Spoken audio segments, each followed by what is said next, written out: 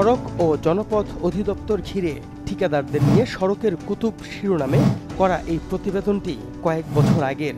অনুসন্ধানী সেই প্রতিবেদনটির বাস্তবে প্রতিফলন ঘটেছে এত বছর পর।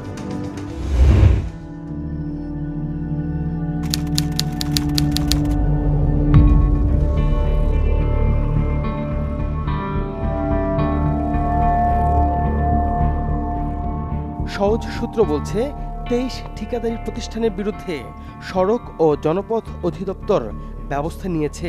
এর মধ্যে কোনো প্রতিষ্ঠানকে 2 বছরের জন্য, আবার কোনো প্রতিষ্ঠানকে 6 মাসের জন্য অযোগ্য ঘোষণা করেছে।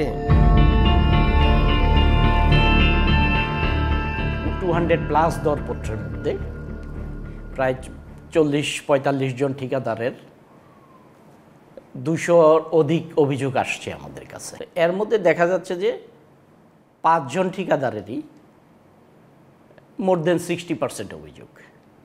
মানে যেই কথাটা বলতেছিলেন আমার শুরুতেই আর কি, যে কিছু সংখ্যক ঠিকাদারের মধ্যেই এই প্রবণতা আসলে বেশি। আমাদের যে অভিযোগের যে সংখ্যাগুলো যদি আমি অ্যানালাইসিস করি, তাহলে দেখা যাবে যে 5 জনেরই এই 200-র মধ্যে 130-40টা হলো ওই 5 জনেরই অভিযোগ।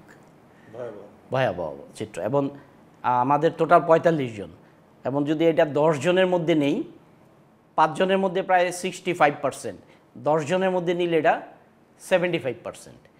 তার মানে 10 জন আর যে 35 জন তাদের হয়তো 25% অভিযোগ। আর বাকিদের অভিযোগের মধ্যে ম্যাক্সিমামই ওই 5 জন বা যে 10 জন তাদের আসলে জয়েন্ট ভেঞ্চার। এই 5 জনেরই অভিযোগ মোর দেন 65%। এই 5 জন অলরেডি তাদেরকে ডিবার করা হয়েছে, সাথে আরও প্রায় 20 জন, 25 জন এখন আমাদের ডিবার হয়েছে বিভিন্ন মেয়াদে, হয়তো 6 মাস থেকে 2 বছর পর্যন্ত। যদিও গণমাধ্যমের খবর অনুযায়ী 61 প্রতিষ্ঠানের বিরুদ্ধে ব্যবস্থা নেওয়া হয়েছে, তবে এই তথ্য আপডেট হচ্ছে জানিয়ে সড়কের এই কর্মকর্তা বলছেন 45টি প্রতিষ্ঠানের বিরুদ্ধে ব্যবস্থা চলমান রয়েছে। তিনি জানান, ব্যবস্থা নেওয়া 25 প্রতিষ্ঠানের 15টি ইতিমধ্যে উচ্চ আদালতের শরণাপন্ন হয়েছে। এই ডিবারগুলা হওয়ার পরে তারা হয়তো আদালতে গেছেন, আদালত থেকে স্টে অর্ডার আসছে। আমরাও আইনি প্রক্রিয়ার মাধ্যমে বেশ কয়েকটা স্টে অর্ডার এগেনস্টে আমরাও আবার স্টে অর্ডার নিয়ে আসা হয়েছে, এবং বেশ কয়েকটা মামলা এখন আদালতে বিচারাধীন আছে। 25 জনের মধ্যে প্রায় 15 জন আদালতে গেছেন। আদালতে যে তাদের পক্ষে মানে আমাদের যে ডিবারের যে অর্ডারটা এটাকে স্টে করায় নিয়ে আসেন। আমরা বাই দিস টাইম আরও 7-8টা অর্ডার স্টের ভ্যাকেট নিয়ে এসে এখন আদালতে মামলা বিচারাধীন অবস্থায় আছে।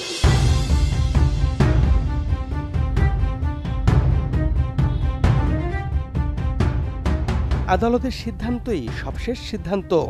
এটি সড়ক ও জনপথ অধিদপ্তরের যেমন, পাশাপাশি সংশ্লিষ্ট ঠিকাদারদেরও। এখন দেখার বিষয় আদালত সবশেষ কি সিদ্ধান্ত দেয়। প্রশ্ন হচ্ছে, সহজে ঠিকাদারি ব্যবসার নামে একচেটিয়া বাণিজ্য থামানোর তাগিদ অনেক আগে থেকেই, কিন্তু কোনো এক অজানা রহস্যে সেটি ঠেকানো যায়নি। তাহলে কি এবার থামানো যাবে?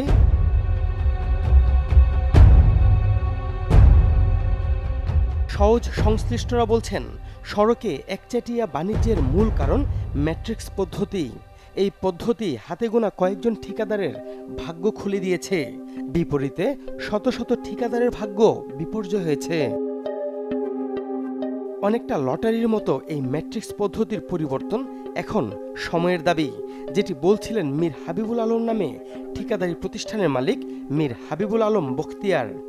ম্যাট্রিক্স কোনো ভাষায় আমাদের আসলে টেন্ডার সিস্টেমে আসা উচিত না। তো আপনাকে একটা পরিষ্কার কথা বলি, আজকে টেন্ডারের ক্ষেত্রে দেখেন আমাদের এই ম্যাট্রিক্স ভাষা আসার পরে সড়ক জনপথের বদনাম হচ্ছে। যদি ম্যাট্রিক্স না থাকতো এই 10-12 বছরের সড়ক জনপথের উন্নয়ন ছাড়া আরও কোনো কথা বলা কারো পক্ষেই সম্ভব ছিল না। আজকে ম্যাট্রিক্স কারণেই এই দুটো কথা হয়তো আপনাকেও আমাকে বলতে হচ্ছে, আপনিও আমাকে প্রশ্ন করছেন, শুধু ম্যাট্রিক্স এই দায়ী। তাহলে এই ম্যাট্রিক্স পদ্ধতিটার পক্ষে কিনা, কিংবা এটা বাতিল হওয়া উচিত কিনা? এটা অবশ্যই বাতিল হওয়া উচিত। এটা আমি মনে করি আজকে যে কথা হলো আপনার মাধ্যমে বলতে পারলাম, এটা 64 ডিস্ট্রিক্টের যতগুলো ঠিকাদার আছে আমাদের মতন যারা এই ম্যাট্রিক্সের বিপক্ষে, তারা সকলেই খুশি হবে, মাত্র 2-1 জন কষ্ট পাবে।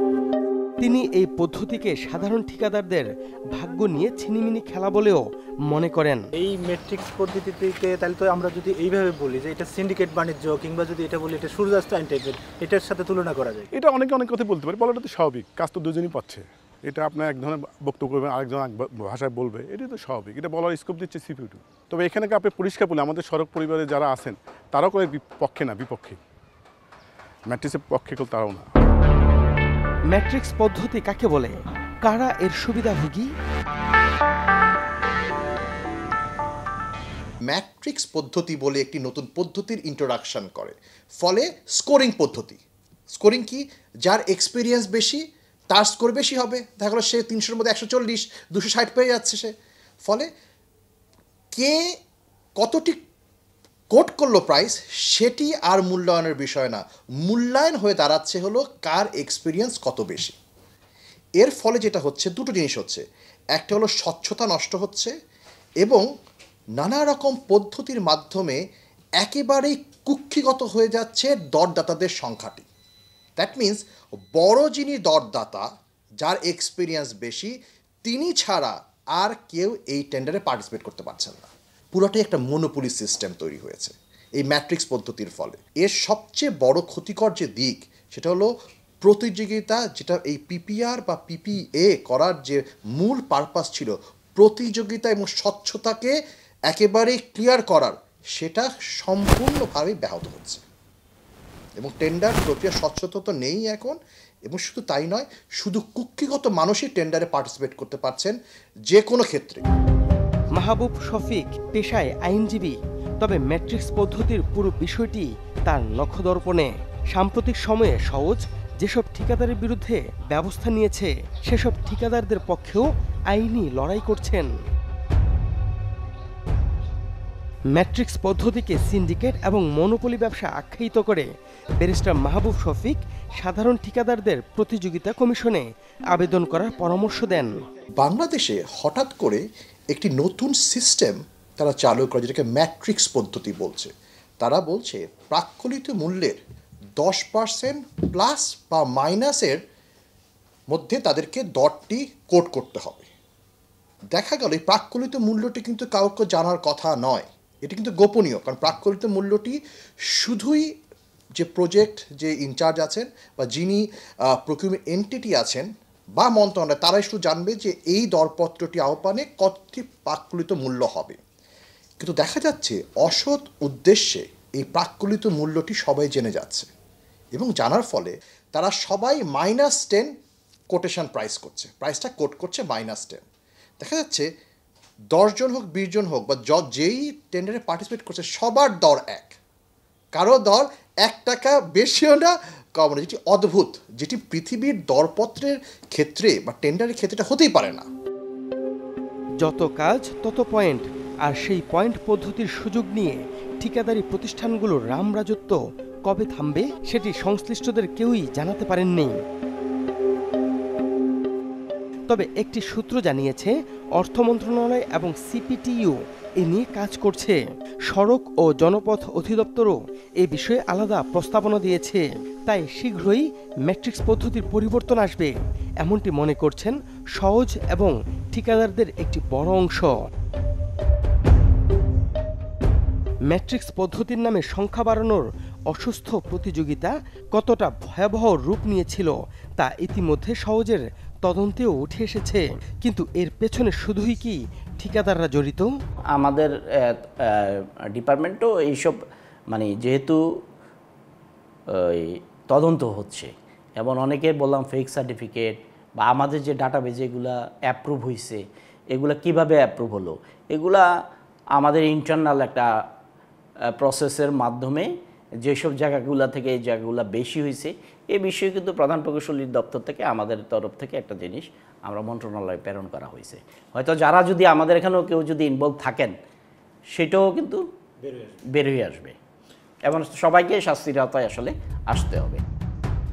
সওজ সূত্র জানিয়েছে, ঢাকা, মানিকগঞ্জ, কুমিল্লা এবং কক্সবাজার জেলার নির্বাহী প্রকৌশলী ছাড়াও ঢাকা জোন, রংপুর জোন এবং কুমিল্লা জোনের ঊর্ধ্বতন কর্মকর্তারাও এই অপরাধী হতে পারেন।